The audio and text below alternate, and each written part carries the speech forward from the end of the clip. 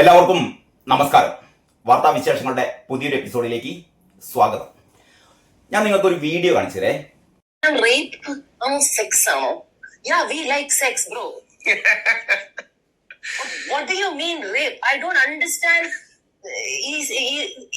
എനിക്കത് എങ്ങനെ ആലോചിച്ചിട്ട് മനസ്സിലാവുന്നില്ല. താങ്കളെ പൊട്ടെന്ന് പോലും വിളിക്കാൻ പറ്റാത്തൊരവസ്ഥ. Because I shouldn't say Pottan. Like I know that it's not a derogatory term. എനിക്കറിയാം. But I'm saying, but I mean Pottan, I mean fool, right? Fool is a compliment for you. Oh, like നിങ്ങളുടെ ഉള്ളിലുള്ള നിങ്ങൾക്കൊക്കെ കുടുംബമുണ്ടോ? നിങ്ങളുടെ ചുറ്റും പെൺമക്കളുണ്ടോ? നിങ്ങളുടെ grandfather ആവില്ലേ? Like what is this venom you are spitting യോ? ലൈക്ക് ആൻഡ് ദെൻ നിങ്ങളുടെ ഈ സോ കോൾഡ് ഐഡിയോളജി, ഇങ്ങനത്തെ ആൾക്കാരാണ് telling you these sort of people. അന്ന് വേറൊരു വീഡിയോയിൽ ഞാൻ പറഞ്ഞില്ലേ, മറ്റേ ദയനെ അബ്യൂസ് ചെയ്ത ഒരു lady. There's some audio clip of hers where she's also saying some shit. All of ഇവരുടെ ഒക്കെ, I'm telling you, people who spit venom should not be allowed to talk. Because ഇങ്ങനത്തെ ആൾക്കാരുടെ ഇങ്ങനത്തെ ഐഡിയോളജിയാണ് നമ്മുടെ ഈ സമൂഹത്തെ പോയിസണസ് ആക്കുന്നത്. A few bad apples make it poisonous. So അദ്ദേഹം പറഞ്ഞ് ഈ വെടിവെച്ച് കൊന്ന് എല്ലാവരും കുറച്ച് ഡാമേജ് അല്ല, കുറച്ച് പേരെ പിറകിക്കൊണ്ട് പോവാ എന്നൊക്കെ പറയുന്നത് ശരിക്കും, if I could murder you guys are on my list. I've added you to my list as well. But it's illegal, unfortunately. I'm going to stop spitting venom. Stop it. ഇതിന്റെ ഈ വീഡിയോയുടെ തുടക്കത്തിൽ രാഹുൽ ഈശ്വർ പറയുന്നത് എന്താണെന്നറിയോ? അതായത് കേരളീയ യുവത്വത്തെ ത്രസിപ്പിക്കുന്ന, കേരളീയ യുവത്വത്തിന് ദിശാബോധം നൽകുന്ന രണ്ട് വ്യക്തികളാണത്രേ മാധവ് സുരേഷും രഞ്ജിനി ഹരിദാസും. മാധവ് സുരേഷിന്റെ അഭിപ്രായം പറയാം, ഒരു തെറ്റുമില്ല. രഞ്ജിനി ഹരിദാസിന്റെ അഭിപ്രായം പറയാം. പക്ഷെ ഏറ്റവും അവസാനം നിങ്ങൾ കേട്ടല്ലോ അല്ലേ? അതായത് ടി ജി മോഹൻദാസ് പ്രക്ഷോഭകരെ, അവിടെയുള്ള ഈ ജന്തർ മന്ദറിൽ കൂടിയ വിദ്യാർത്ഥി പ്രക്ഷോഭകരെ വെടിവെച്ച് കൊല്ലണം എന്ന്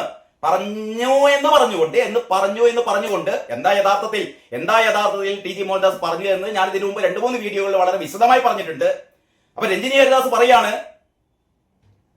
ആ ടി ജി മോഹൻദാസിനെ വെടിവെച്ച് കൊല്ലുകയാണ് വേണ്ടതെന്ന്. അത് കേട്ടപ്പോ രാഹുൽ ഈശ്വറിന് എന്തൊരു ആഹ്ലാദം എന്നറിയോ? ഈ രാഹുൽ ഈശ്വറിനെ പോലുള്ള കൂട്ടത്തിൽ നിന്നുകൊണ്ട് ഇന്നലെ വരെ ഇയാൾ ഭയങ്കര ഹൈന്ദവരുടെ ഉന്നമനത്തിന് വേണ്ടിയിട്ട്, ഹൈന്ദവ വിശ്വാസികൾക്ക് വേണ്ടിയിട്ട് പണ്ട് ശബരിമലയിൽ ഷോ കാണിച്ചവൻ. അതിനുശേഷം എന്താണ് സംഭവിച്ചതെന്നൊക്കെ നിങ്ങൾക്കറിയാം. ഇപ്പം ജിഹാദികൾക്ക് വേണ്ടി സംസാരിക്കുന്നു. അതാണ് ടി ജി മോഹൻദാസിനെ എപ്പം തൂക്കിലേറ്റണം എന്ന് പറയുന്നത്. ടി ജി മോഹൻദാസിനെ ഇപ്പം തൂക്കിലേറ്റണം എന്നാണ് രാഹുൽ ഈശ്വർ പറയുന്നത്. എന്തിന് ഇവന്മാർ ഈ മാധവ് സുരേഷും രഞ്ജിനി ഹരിദാസുമാണോ കേരളീയ സാമൂഹിക രാഷ്ട്രീയ വ്യവഹാരങ്ങളെ മൊത്തം നോക്കിക്കാണുകയും അതിനെ നിരീക്ഷിക്കുകയും അതിനെ വിശകലനമൊക്കെ ചെയ്യുന്ന ഏറ്റവും പ്രധാനപ്പെട്ട 2 പേരാണ് ഇവര്? ഇത് പറയുന്നതിന് ഈ ആരോടാ പറയുന്നത്? രഞ്ജിനി ഹരിദാസിന് അത്യാവശ്യം ഇംഗ്ലീഷിൽ നന്നായിട്ട് വർത്തമാനം പറയാൻ അറിയാം. അവര് നല്ലൊരു ആങ്കറാണ്. ആ രീതിയിൽ അവരെ ആങ്കർ പണി എടുക്കുന്നത് നല്ല രീതിയിൽ, ശരി, ആ രീതിയിൽ അവരെ നമ്മൾ ബഹുമാനിക്കാം, സ്നേഹിക്കാം. രഞ്ജിനി ഹരിദാസ് ഏറ്റവും നല്ല രീതിയിലുള്ള ഒരു ആങ്കറിംഗ് നടത്തുന്ന ഒരു വ്യക്തിയാണ്. വളരെ നന്നായിട്ട് കമ്മ്യൂണിക്കേറ്റ് ചെയ്യാൻ പറ്റാവുന്ന, ഏത് രീതിയിൽ കമ്മ്യൂണിക്കേറ്റ്, അത്തരം സ്റ്റേജ് ഷോകളിലൊക്കെ നല്ല രീതിയിൽ ഷോ നടത്തുന്ന ഒരാളാണ് എന്ന രീതിയിൽ നമുക്ക് ശരി അവരുടേതായ രീതിയിൽ വിട്ടുകൊടുക്കാം. അതല്ലാതെ ഈ രാഷ്ട്രീയ രംഗത്ത് അല്ലെങ്കിൽ രാഷ്ട്രീയ സാമൂഹിക രംഗത്ത് നടക്കുന്ന ഇത്തരത്തിലുള്ള വ്യവഹാരങ്ങളെ മൊത്തം അപഗ്രഥിച്ചുകൊണ്ട് ഇതിനെ വിശകലനം ചെയ്യാൻ ഇതെന്താ അർഹയാണോ രഞ്ജിനി ഹരിദാസ്? മാധവ് സുരേഷ് ആണോ കേരളത്തിലെ ഈ രാഷ്ട്രീയ സാമൂഹിക ഈ വ്യവഹാരങ്ങളെ മുഴുവനും പഠിച്ച് അതിനെപ്പറ്റി വിശകലനം ചെയ്യുന്ന ആളാണോ മാധവ് സുരേഷ്? അവർ പറയട്ടെ, അവർ പറയണ്ട എന്നൊന്നും പറയില്ല. അവർക്ക് അവരുടേതായ അഭിപ്രായങ്ങൾ രേഖപ്പെടുത്താം. ഈ രാജ്യത്ത് എല്ലാവർക്കും അഭിപ്രായ സ്വാതന്ത്ര്യമുണ്ട്. മാധവ് സുരേഷിന് അഭിപ്രായ സ്വാതന്ത്ര്യമുണ്ട്, രഞ്ജിനി ഹരിദാസിന് അഭിപ്രായ സ്വാതന്ത്ര്യമുണ്ട്, അതേപോലെ ടി ജി മോഹൻദാസിനും അഭിപ്രായ സ്വാതന്ത്ര്യമുണ്ട്. പക്ഷേ ഈ അധമൻ പറയുന്നത്, ഈ മറ്റേ ദേശീയ പതാക പുറച്ചുകൊണ്ടുവരുന്ന ഈ ഒറ്റ കാര്യത്തിൽ മാത്രമേ എനിക്ക് വിയോജിപ്പുള്ളൂ. രാഹുൽ ഈശ്വറിനും ഇമാതിരി അയാളുടെ തോന്നിവാസങ്ങളോ അയാളുടെ ഈ അഭിപ്രായങ്ങളൊക്കെ അയാളും പറഞ്ഞോട്ടെ. അയാൾ ഈ ലാപ്ടോപ്പൊക്കെ ഇങ്ങനെ വെച്ചുകൊണ്ട് അയാൾ എളിച്ചു കാട്ടി പറഞ്ഞോട്ടെ, ഒരു പ്രശ്നമില്ല. പക്ഷെ ഇവൻ ദേശീയ പതാകയെ അവഹേളിക്കരുത് കേട്ടോ. ദേശീയ പതാക നെഞ്ചത്ത് പിടിപ്പിച്ചുകൊണ്ട് ദേശീയതക്കെതിരെ ഉറഞ്ഞു തുള്ളരുത് രാഹുലെ, അത്രേ പറയാനുള്ളൂ. അതോടൊപ്പം കേരളത്തെ ഉണർത്തിയ പ്രതികരണങ്ങൾ വന്നത് മാധവ് സുരേഷും രഞ്ജിനി ഹരിദാസുമാണ്. തീർച്ചയായിട്ടും AIFും DYFും അടക്കമുള്ള പ്രസ്ഥാനങ്ങൾ സമരം ചെയ്തു, വളരെ സ്വാഗതാർഹമാണ്. പക്ഷേ കേരളത്തെ ഉണർത്തിയത് കാര്യം പ്രത്യേകിച്ച് പ്രകടമായ രാഷ്ട്രീയമൊന്നുമില്ലാത്ത ഇവർ പൊതുസമൂഹത്തിന് വേണ്ടി പറഞ്ഞപ്പോ മാധവ് സുരേഷിനും രഞ്ജിനി ഹരിദാസിനും ഒരു വലിയ സല്യൂട്ട്. നിങ്ങൾ പറഞ്ഞത് വലിയ കാര്യം തന്നെയാണ്. TG മോഹൻദാസ് എന്താണ് പറഞ്ഞത് എന്ന് അറിയാതെ അല്ലേ, ഏതാണ്ട് 1 മണിക്കൂർ ദൈർഘ്യമുള്ള 2 വീഡിയോകളെ എന്താണ് പറയുന്നത് എന്ന് കേൾക്കാതെ TG മോഹൻദാസ് പ്രക്ഷോഭകാരികളെ വെടിവെച്ച് കൊല്ലാൻ പറഞ്ഞു, വെടിവെച്ച് കൊല്ലണമെന്ന് പറഞ്ഞു. അവിടെ വരുന്ന സ്ത്രീകൾ, അവിടെ പ്രക്ഷോഭം നടത്തിയ സ്ത്രീകൾ ബലാത്സംഗം ചെയ്യപ്പെടാൻ ആഗ്രഹിക്കുന്നു എന്ന് പറഞ്ഞു. ഇപ്പൊ വെടിവെച്ച് കൊല്ലണം ആരെ? TG മോഹൻദാസിന്. TG മോഹൻദാസ് വളരെ കൃത്യമായ അദ്ദേഹത്തിന്റെ അഭിപ്രായ പ്രകടനങ്ങൾ അല്ലേ, ഇത് ഇന്നും നിലയിൽ തുടങ്ങിയതല്ല, കാലങ്ങളേറെയായി കേരളീയ പൊതുമണ്ഡലത്തിൽ വളരെ ദൈക്ഷണികമായ അഭിപ്രായങ്ങൾ പങ്കുവെക്കുന്ന ഒരു ദേശീയവാദിയാണ് TG മോഹൻദാസ്. അദ്ദേഹത്തിന്റെ അഭിപ്രായങ്ങൾ ലക്ഷക്കണക്കിന് ആൾക്കാർ അദ്ദേഹത്തിന്റെ അഭിപ്രായങ്ങൾ, അദ്ദേഹത്തിന്റെ നിരീക്ഷണങ്ങൾ, ആ നിരീക്ഷണങ്ങൾക്ക് വേണ്ടി കാത്തിരിക്കുന്നവരാണ്. ഈ 2 വീഡിയോ സശ്രദ്ധം കേട്ട് കഴിഞ്ഞാൽ നിങ്ങൾക്ക് മനസ്സിലാവും, അതിൽ ഒരു വാചകം പോലും തെറ്റായിട്ട് TG മോഹൻദാസ് പറഞ്ഞിട്ടില്ല. പറഞ്ഞു എന്ന് ഞാൻ നേരത്തെ പല പ്രാവശ്യം പറഞ്ഞിട്ട് പോലെ, ഈ എന്താ പറയാ, ആടിനെ പട്ടിയാക്കുക, പട്ടിയെ പട്ടിയാക്കുക, എന്നിട്ട് കല്ലെറിഞ്ഞു കൊല്ലുക എന്ന് പറഞ്ഞ പോലെയാണ് TG മോഹൻദാസിനെതിരെ ഈ ആരോപണങ്ങളൊക്കെ ഉന്നയിക്കുന്നത്. പാകിസ്ഥാന്റെ ഹാൻഡിലുകൾ 480 എണ്ണം ഡൽഹി പോലീസ് ബ്ലോക്ക് ചെയ്തിരിക്കുന്നു. ഖത്തറിൽ നിന്ന് ഭക്ഷണം ഓർഡർ ചെയ്തു എന്നൊക്കെ പറഞ്ഞ് ആ പ്രശ്നം അങ്ങനെ നിൽക്കുന്നു. UAPA കേസിലെ പ്രതികൾ വരെ ജന്തർ മന്ദിറിലുണ്ട്, അറിയാം.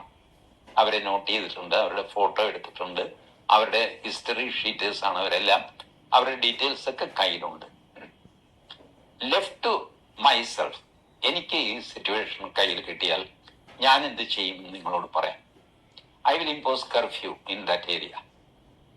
അല്ല, ജന്തർ മന്ദർ പരിസരത്ത് ഒരു 4 സ്ക്വയർ കിലോമീറ്ററിൽ കർഫ്യൂ ഇമ്പോസ് ചെയ്യും.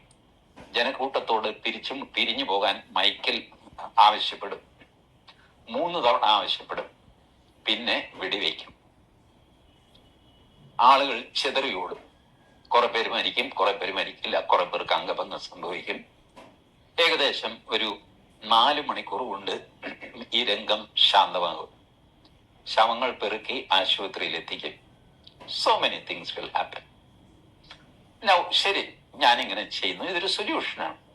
ക്ലീൻ അജിറ്റേഷനൊക്കെ സപ്രസ് ചെയ്യാൻ പറ്റും. ഇതുപോലത്തെ അജിറ്റേഷൻ സപ്രസ് ചെയ്ത ആളാണ് നമ്മുടെ പ്രധാനമന്ത്രി. ഗുജറാത്ത് കലാപം ഓർത്തു നോക്കുക. ഗുജറാത്തിലെ 14 ജില്ലകളിലായിരുന്നു അന്ന് കലാപം. ഡൽഹിയിലെ പോലെ ഈ 1.5 സ്ക്വയർ കിലോമീറ്ററിലെ കലാപമായിരുന്നില്ല, ബഹളമായിരുന്നില്ല. TG മോഹൻദാസ് പറഞ്ഞ ഏറ്റവും പ്രധാനപ്പെട്ട, ഞാൻ ഈ കഴിഞ്ഞ 2 വീഡിയോകൾ പറഞ്ഞതുകൊണ്ട് ഞാൻ അതിലേക്ക് കടക്കുന്നില്ല. അതിനു മുമ്പേ ഇതിനു ശേഷം TG മോഹൻദാസ് ഈ വിവാദങ്ങൾക്ക് ശേഷം ബ്രേവ് ഇന്ത്യയുമായി നടത്തിയ ഒരു ദീർഘമായ ഒരു സംഭാഷണമുണ്ട്. അതിലെ ഒരു ചെറിയൊരു ഭാഗം ജസ്റ്റ് ഒന്ന് കേൾക്കാം നമുക്ക്. സുഗതൻ അങ്ങനെ അറസ്റ്റ് ചെയ്തു പോകാനായിട്ട് ആകാശത്തേക്ക് വെടിവെച്ചല്ലേ കേരള പോലീസ്? എന്തിനായിരുന്നു ആ വെടി? എന്ത് സമരം അവിടെ നടന്നിട്ടാണ്? രാത്രിയിൽ വന്ന് അറസ്റ്റ് ചെയ്യുന്നു. അപ്പൊ കൗതുകം കൊണ്ട് ആള് കൂടി എന്താന്നൊക്കെ ചോദിച്ചു മാറുക എന്നൊക്കെ പറയാം. അല്ലെ എന്റെ നെഞ്ചത്ത് വരുന്ന എന്താന്നൊക്കെ ചോദിച്ചു വാഗ്വാദം ഉണ്ടാവും. സുഗതൻ പറയുന്നു എന്നെ ഇവിടെ ഞാൻ വരാന്ന്, നിങ്ങൾ ഇപ്പൊ ഇത്ര വലിയ ബഹളം വയ്ക്കുന്ന എന്തിനാ? സുഗതൻ ചോദിക്കും ഇതിനിടയ്ക്ക് വെടിവെക്കേണ്ട ആവശ്യം എന്താ കേരള പോലീസ്? അത് ഈ പറഞ്ഞ ആരെങ്കിലും ചോദിക്കുവോ? ഇടതുപക്ഷ മതനിരപേക്ഷ ജനാധിപത്യ വർഗ ബഹുജന ഡിമാല ഗുണ്ടന്മാർ ആരെങ്കിലും ചോദിക്കുവോ എന്തിനായിരുന്നു ആ വെടി? എന്റെ നെഞ്ചത്തേക്ക് കയറി എന്ത് കാറ്റ് സച്ച് ഫുൾ. ഇതിങ്ങനെ ഒരു സില്ലി അറസ്റ്റിന് വേണ്ടി തോക്ക് ഉപയോഗിച്ച ആളുകൾക്ക് ഞാനിത് പറഞ്ഞത്, ഈ പ്രൊസീജിയർ പറഞ്ഞതാണ് കുറ്റം. നോൺസെൻസ്. ഞാനൊരു പ്രൊസീജിയർ പറഞ്ഞതാണോ കുറ്റം എന്നാണ് TG ചോദിക്കുന്നത്. ഈ ഒരു വീഡിയോ ഞങ്ങളെ കാണിച്ചത് എന്താണെന്ന് വെച്ചാല് TGയുടെ ആ നിരീക്ഷണങ്ങളുടെ ഒരു സ്റ്റൈല് മനസ്സിലാക്കാൻ വേണ്ടിയിട്ടാണ്. അദ്ദേഹത്തിന്റെ ആ ആക്ഷേപഹാസ്യ രീതിയിൽ അദ്ദേഹം ഉയർത്തുന്ന പ്രശ്നങ്ങൾ അദ്ദേഹം ഏറ്റവും കൃത്യമായ കാര്യം പറഞ്ഞു. സുഗതന് അല്ലേ, നമ്മുടെ തിരുവനന്തപുരം നഗരസഭയിലെ തിരുവനന്തപുരം കോർപ്പറേഷനിലെ കൗൺസിലറായ സുഗതനെ പിടിക്കാൻ വേണ്ടിയിട്ട്, ഒരു ജനപ്രതിനിധിയായ സുഗതനെ പിടിക്കാൻ വേണ്ടിയിട്ട് പോലീസ് ആകാശത്തേക്ക് വെടിവെച്ചു. അതായത് ഒരു വെടിവെപ്പാണ് നടത്തി അല്ലേ. വല്ല വല്ല കാര്യം ഉണ്ടായിരുന്നു? ഇങ്ങനെ വെടിവെപ്പ് നടത്തുന്ന പോലീസുകാരാണ് അല്ലെ, ഇങ്ങനെ വെടിവെപ്പ് നടത്തുന്ന ഈ പറയുന്ന കേരളം ഭരിക്കുന്ന ഈ സർക്കാരിന്റെ പോലീസ് ഒരു ഉദാഹരണം ചൂണ്ടിക്കാണിച്ചതാണ്. വല്ല കാര്യം ഉണ്ടായിരുന്നു ചെയ്തു, വല്ല സുഗതനെ അറസ്റ്റ് ചെയ്യാൻ ഈ വെടിവെക്കേണ്ട കാര്യം ഉണ്ടായിരുന്നോ എന്നാണ് വളരെ തമാശയോടെ TG മോഹൻദാസ് ചൂണ്ടിക്കാണിക്കുന്നത്. എന്നിട്ട് പറയുന്നു, ഞാനൊരു സിറ്റുവേഷൻ, അവിടുത്തെ ഒരു സിറ്റുവേഷൻ ചൂണ്ടിക്കാണിച്ചത് മാത്രമേ ഉള്ളൂ. അതിന്റെ ഒരു പ്രശ്നം ഉണ്ടാകുമ്പോൾ അത് പരിഹരിക്കാൻ പല മാർഗങ്ങളുണ്ട്. അങ്ങനെ ഒരു മാർഗം മാത്രമാണ് TG മോഹൻദാസ് ആ വീഡിയോയിൽ പറഞ്ഞത്. അതായത് ഒരു കലാപം നടക്കുകയാണ്, ആ കലാപം ശാന്തമാക്കാൻ, ആ കലാപം അവസാനിപ്പിക്കാൻ സർക്കാരിന്റെ ഈ ഒരു ഉപകരണമാണ് പോലീസ്. അപ്പൊ ഈ പോലീസിന് ഈ ഒരു കലാപം അടിച്ചമർത്താൻ വ്യത്യസ്ത മാർഗങ്ങളുണ്ട്. അതിലൊന്നാണ് വെടിവെപ്പ്. ഇത് TG മോഹൻദാസ് പറയുമ്പോൾ TG മോഹൻദാസിന്റെ മേലെ നിങ്ങൾ എന്തിന് കുതിര കയറുന്നത്? ഇത് ആദ്യത്തെ സംഭവമായിട്ടാണോ ഈ ഇങ്ങനെ പറയുന്നത്? ഇത് എല്ലാ സംസ്ഥാനങ്ങളും നിരന്തരം ചെയ്തുകൊണ്ടിരിക്കുന്ന കാര്യമാണ്. കേരളം മാത്രം എടുത്താൽ, ഞാൻ ഇതിന്റെ മുമ്പ് എന്റെ വീഡിയോയിൽ പറഞ്ഞതാണ്, കേരളം മാത്രം എടുക്കൂ നിങ്ങൾ. കേരളത്തിലെ ആദ്യത്തെ മന്ത്രിസഭ EMS മന്ത്രിസഭ ഇത്തരത്തിൽപ്പെട്ട കലാപം ഉണ്ടാവുമ്പോൾ വെടിവെപ്പ് നടത്തിയിട്ടില്ലേ? എത്ര വെടിവെപ്പുകൾ അല്ലേ? ചന്ദനത്തോപ്പ് വെടിവെപ്പ് അതാണ് തുടക്കം. എന്റെ ഒരു അറിവില് കേരളത്തിലെ ആദ്യം നടന്ന ഈ പറയുന്ന പോലീസ് വെടിവെപ്പാണ് ചന്ദനത്തോപ്പിലുണ്ടായത്. അവിടെ ഒരു RSP പ്രവർത്തകനെയായിരുന്നു, തൊഴിലാളിയെയായിരുന്നു വെടിവെച്ച് കൊന്നത്. മറ്റൊന്ന് ഫ്ലോറി എന്ന് പറയുന്ന ഒരു ഗർഭിണിയെ, 3 മത്സ്യത്തൊഴിലാളികളെ വലിയ തുറയിൽ വെടിവെച്ച് കൊല്ലുന്നു. അങ്കമാലിയില് വെടിവെപ്പിൽ 7 പേരാണ് മരിച്ചത്. മൊത്തം ഒരു 15 പേരെ എങ്കിലും EMS സർക്കാരിന്റെ പോലീസ് വെടിവെച്ച് കൊന്നിട്ടുണ്ട് എന്നാണ് ചരിത്രരേഖകളിൽ നമുക്ക് മനസ്സിലാക്കാൻ പറ്റുന്നത്. പിന്നീട് അതിനുശേഷം എത്ര വെടിവെപ്പുകൾ. കൂത്തുപറമ്പിൽ 5 DYFIക്കാർ വെടിവെച്ച് കൊന്നില്ലേ? അതിലൊരു പുഷ്പൻ ജീവിതകാലം മുഴുവനും നരകയാതന അനുഭവിച്ചുകൊണ്ട് അവസാനം യാത്രയായില്ലേ? മുത്തങ്ങയിൽ ഒരു ആദിവാസിയെ വെടിവെച്ച് കൊന്നില്ലേ? ജോഗിയെ. അങ്ങനെ എത്ര വെടിവെപ്പുകൾ നടന്നു. TG മോഹൻദാസ് അത്രേ പറഞ്ഞിട്ടുള്ളൂ. ഡൽഹിയിൽ ജന്തർ മന്ദറിൽ നടന്നൊരു വിദ്യാർത്ഥി കലാപം, അതൊരു കലാപം തന്നെയായിരുന്നു. നമ്മൾ കണ്ടിട്ടില്ലേ? നമ്മൾ എത്ര വീഡിയോയിൽ കണ്ടു. അവിടെ പോലീസുകാരെ ആക്രമിക്കുന്നു, പോലീസുകാർക്കാരെ കല്ലെറിയുന്നു, പോലീസുകാരെ അടിക്കുന്നു, മാധ്യമപ്രവർത്തകരെ വളഞ്ഞിട്ട് ആക്രമിക്കുന്നു, പൊതുമുതൽ നശിപ്പിക്കുന്നു, വാഹനങ്ങൾ അടിച്ച് തകർക്കുന്നു, CCTV ക്യാമറകൾ തകർക്കുന്നു. ആകെ ഒരു കലാപ അന്തരീക്ഷമല്ലായിരുന്നു ഇവിടെ. അങ്ങനെ ഒരു അന്തരീക്ഷം ശാന്തമാക്കാൻ വേണ്ടിയിട്ട് യഥാർത്ഥത്തിൽ അവിടെ ചെയ്യേണ്ടിയിരുന്നത്, അങ്ങനെയാണ് TG മോഹൻദാസ് ആ വീഡിയോയിൽ പറഞ്ഞത്, ഞാനായിരുന്നു പ്രധാനമന്ത്രിയെങ്കിൽ, അങ്ങനെയാണ് അദ്ദേഹം പറഞ്ഞത്, ഞാനായിരുന്നു പ്രധാനമന്ത്രിയെങ്കിൽ ഞാൻ ചെയ്യുക, അവിടെ ഞാൻ ആദ്യം കർഫ്യൂ പ്രഖ്യാപിക്കും. വെറുതെ ഞാൻ അവിടുത്തെ പ്രക്ഷോഭകാരികളെ വെടിവെച്ച് കൊല്ലുന്ന വിദ്യാർത്ഥികളെ വെടിവെച്ച് കൊല്ലുന്നല്ല പറഞ്ഞത്.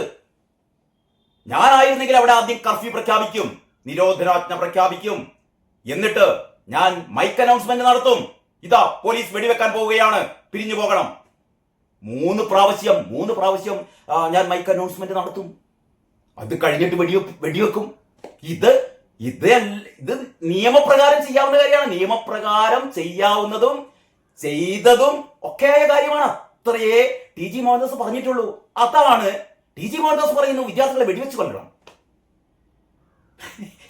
എന്താ ചെയ്യാ?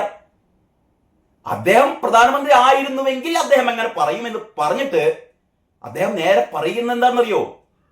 ഇപ്പൊ ഞാൻ ഒരു എന്താ പറയാ, താഴെ നിലയിൽ നിൽക്കുന്ന ഒരാളാണ്. പ്രധാനമന്ത്രി നരേന്ദ്രമോദി എത്ര ഉയരത്തിലാണ്. അദ്ദേഹം ഈ ഒരു സിറ്റുവേഷൻ ശാന്തമാക്കാൻ അദ്ദേഹം ചെയ്തത് വെടിവെക്കുകയല്ല. അദ്ദേഹം ചെയ്തത് എന്താണ്? നമ്മളെല്ലാവരും അറിഞ്ഞ കാര്യമല്ലേ? ഈ പ്രക്ഷോഭകാരികൾക്ക് മുമ്പിൽ മുട്ടുമടക്കി കൊടുത്തു. അതും ഞാൻ നേരത്തെ നിങ്ങളോട് പറഞ്ഞതാണ്. അതായത് ചില ഘട്ടങ്ങളിൽ ഒടിക്കുന്നതിന് പകരം നമ്മൾ വളഞ്ഞു കൊടുക്കും. നമ്മൾ തൽക്കാലം വളഞ്ഞു കൊടുത്തിട്ട് ആ ഒടിക്കൽ ഒഴിവാക്കും. നരേന്ദ്രമോദി അതാണ് ചെയ്തത്. നരേന്ദ്രപ്രധാൻ രാജിവെപ്പിക്കാണോ നിങ്ങൾക്ക് വേണ്ടത്? ശരി, ഇതാ പ്രധാൻ രാജിവെക്കുന്നു. പിന്നെ എന്താ വേണ്ടത്? നിങ്ങൾക്കെതിരെയുള്ള കേസുകൾ പിൻവലിക്കണം അല്ലേ? ഓൾറെഡി. അപ്പോഴാണ് സുപ്രീം കോടതി പറഞ്ഞത് അങ്ങനെ പിൻവലിക്കാനൊന്നും പറ്റില്ല, കേസുകളൊക്കെ നടക്കട്ടെ. അപ്പോഴാണ് അഭിജിത്ത് ദീപ്കയ്ക്ക് കുരുവെട്ടുന്നത്. സുപ്രീം കോടതി പറയുന്നത് നമ്മൾ കേൾക്കില്ല. എത്രമാത്രം അപകടകരമായ അവസ്ഥയിലൂടെയാണ് നമ്മുടെ രാജ്യം കടന്നു പോകുന്നത് നോക്കിക്കേ അല്ലേ? കലാപകാരികളുടെ നേതാവ് പറയാണ് സുപ്രീം കോടതി പറയുന്നത് നമ്മൾ കേൾക്കില്ല എന്ന്. ഇവന് മറ്റേ പിന്തുണ പ്രഖ്യാപിക്കാനായിരുന്നു ഇവിടുന്ന് രഞ്ജിനി ഹരിദാസ് അങ്ങോട്ടേക്ക് പ്ലെയിൻ കയറിയത്. അവിടെ പോയിട്ട് അഭിജിത്ത് ദീപ്കയ്ക്ക് പിന്തുണ പ്രഖ്യാപിക്കുകയായിരുന്നു. ആ രഞ്ജിനി ഹരിദാസിനെയാണ് ഇപ്പം ഈ പറയുന്ന രാഹുൽ ഈശ്വർ വാഴ്ത്തുന്നത്. ഇതാണ് കേരളീയ സമൂഹത്തിന്റെ മൊത്തം ഉത്തേജിപ്പിക്കുന്ന മറ്റേ കൊളസ്ട്രോളാണത്രേ രഞ്ജിനി ഹരിദാസ്, പിന്നെ ഈ മാധവ് സുരേഷും.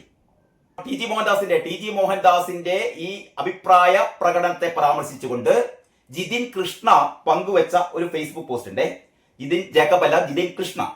ജിതിൻ കൃഷ്ണ പങ്കുവെച്ച ആ ഫേസ്ബുക്ക് പോസ്റ്റ് ഇങ്ങനെയാണ്. അതായത് T G Mohandas RSS കാര്യകർത്താവല്ല, CJP വിഷയത്തിലെ പ്രസ്താവന അപലപനീയം. RSSന്റെ ഒരു നേതാവ് TGയെ തള്ളിപ്പറഞ്ഞിട്ടുണ്ട്. അതുകൂടി പരാമർശിച്ചുകൊണ്ടാണ് ജിതിൻ കൃഷ്ണ ഈ ഫേസ്ബുക്ക് കുറിപ്പ് പങ്കുവെക്കുന്നത്. അതിങ്ങനെയാണ്: T G Mohandas Thiruvananthapuram engineering കോളേജിൽ നിന്ന് BTech പൂർത്തിയാക്കി കെൽട്രോണിൽ എഞ്ചിനീയർ ആയിരുന്നു അദ്ദേഹം. ടി ജി മോഹൻദാസിനെ കുറിച്ച് കൂടുതൽ അറിയാത്ത ആൾക്കാർക്ക് വേണ്ടി കൂടിയാണ് ഇത് പറയുന്നത് കേട്ടോ.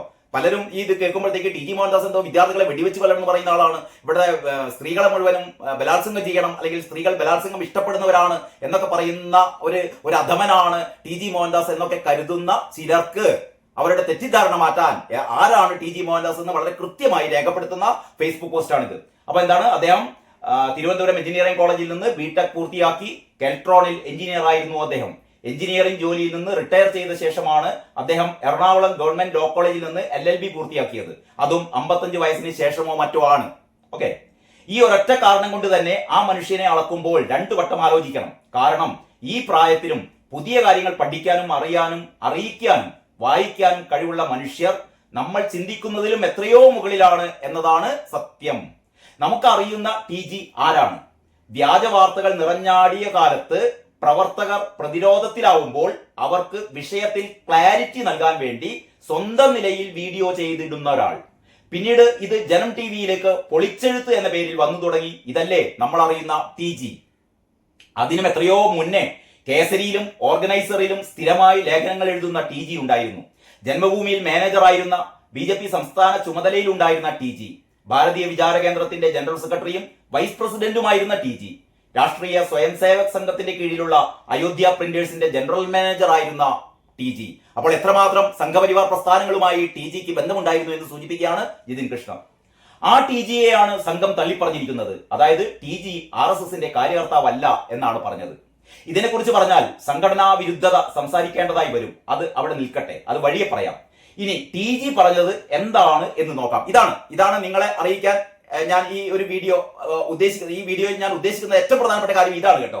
അതായത് എന്താണ് TG പറഞ്ഞത് എന്ന് നോക്കാം. അതായത് രഞ്ജിനി ഹരിദാസും മാധവ് സുരേഷും ഒക്കെ അവരുടെ അഭിപ്രായ പ്രകടനം പറഞ്ഞത് യഥാർത്ഥത്തിൽ TGയുടെ ഈ വീഡിയോ ഒന്നും കാണാതെയാണ് എന്ന് തന്നെയാണ് ഞാൻ കരുതുന്നത്. TGയുടെ ഈ 2 വീഡിയോകളും ഈ 2 പേരും കണ്ടിട്ടില്ല.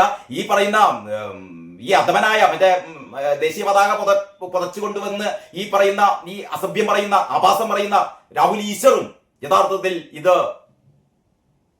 മുഴുവൻ കേട്ടിട്ടുണ്ടാവില്ല, കണ്ടിട്ടുണ്ടാവില്ല. ഇനി കണ്ടെങ്കിലും കേട്ടെങ്കിലും മനഃപൂർവ്വം നമ്മുടെ ദേശീയതയെ തുരങ്കം വെക്കാൻ വേണ്ടിയിട്ട്, നമ്മുടെ ദേശീയതയെ തുരങ്കം വെക്കാൻ RSSനെ BJPയെ അപകീർത്തിപ്പെടുത്താൻ വേണ്ടിയിട്ട് ഇയാള് ജിഹാദികളുടെ കൂടെ നിന്നുകൊണ്ട് ഇയാൾ നടത്തുന്ന വെളുപ്പിക്കൽ മാത്രമാണ് കേട്ടോ.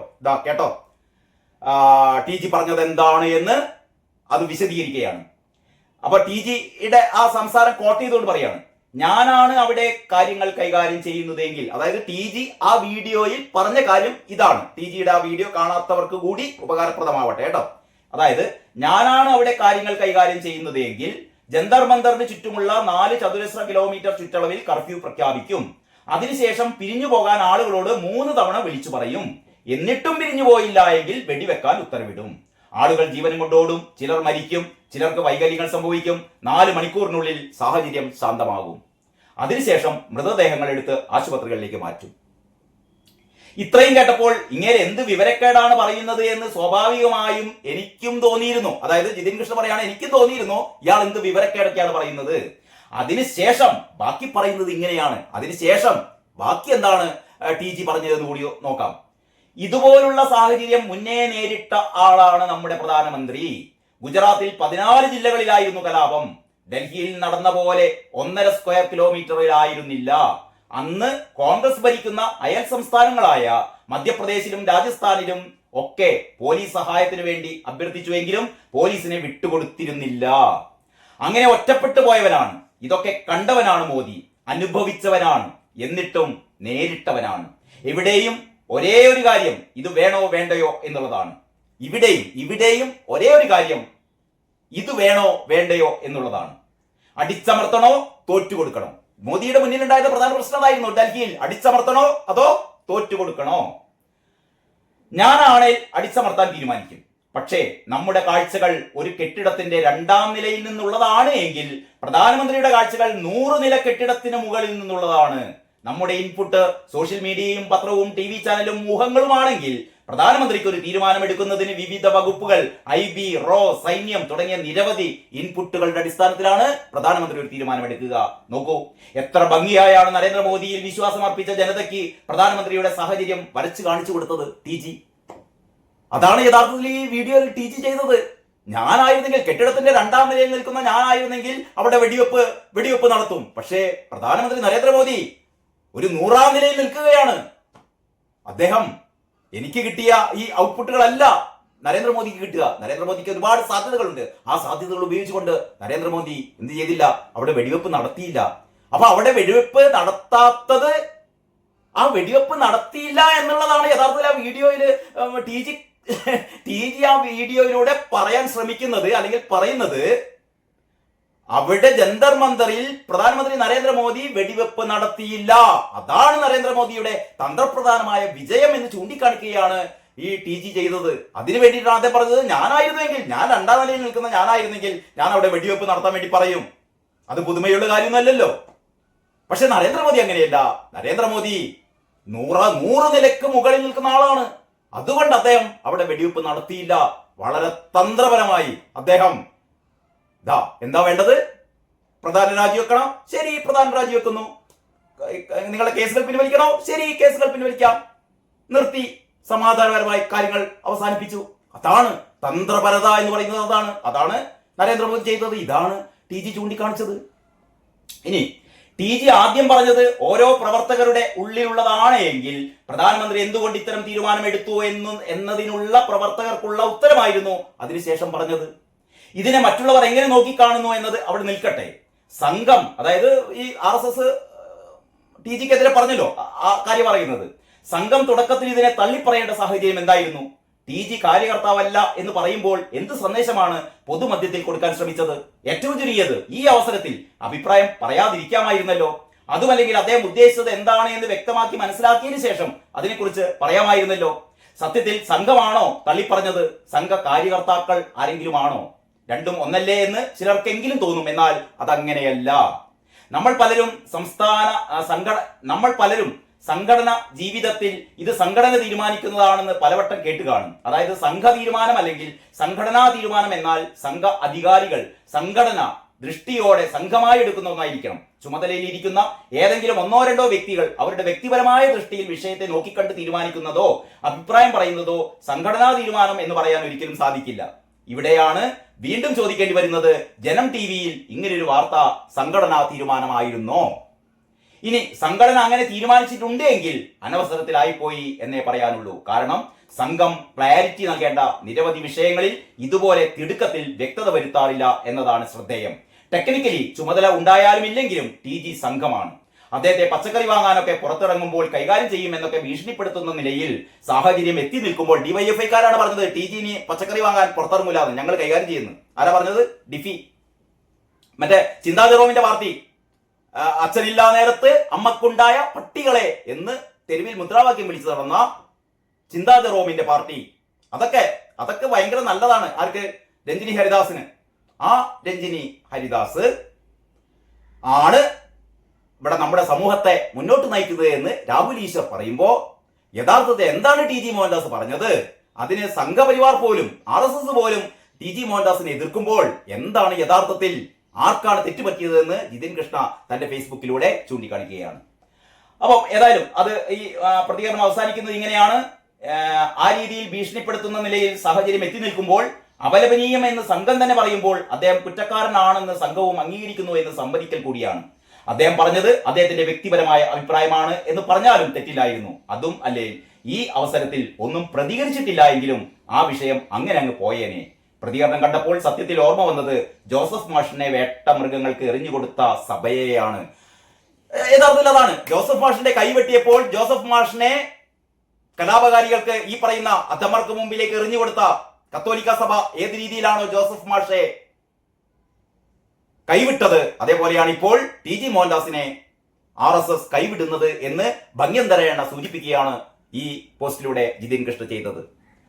അപ്പൊ ഏതായാലും കാര്യങ്ങൾ ഒന്നുകൂടി നിങ്ങൾക്ക് വ്യക്തമായി എന്ന് കരുതുന്നു. ഇവിടെ രാഹുൽ ഈശ്വർ കത്തിക്കാൻ വേണ്ടി ശ്രമിക്കുന്നുണ്ട്.